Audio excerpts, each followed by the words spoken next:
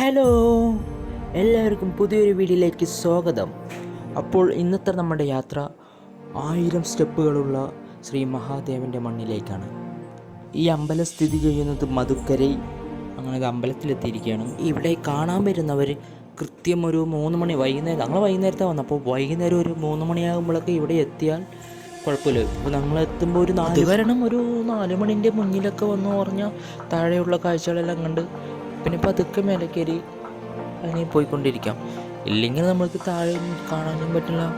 പിന്നെ മേലെ എത്തുമ്പോൾ പിന്നെ ടൈം പിടിച്ച് പോയിക്കൊണ്ടിരിക്കേണ്ടി വരും.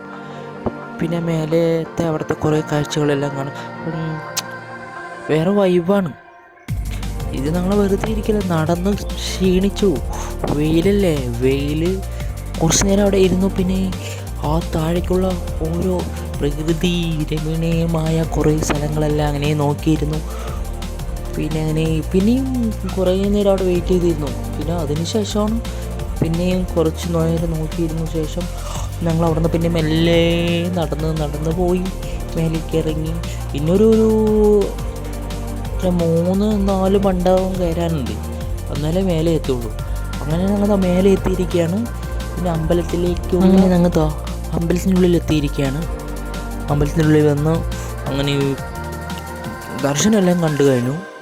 പിന്നെ ആ ഉള്ളിൽ കുറേ നേരം ഫോട്ടോസും വീഡിയോ ഒക്കെ എടുത്ത് കുറേ അവിടുത്തെ കാഴ്ചകളെല്ലാം കണ്ട് ഇനി അവിടെ ഇരുന്നു. പിന്നെ അങ്ങനെ പുറത്ത് വന്നു.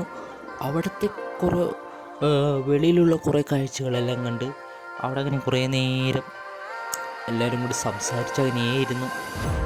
വൈകുന്നേരം ഇപ്പോൾ ടൈം ഒരു 5 മണിയാകാനായിരുന്നു.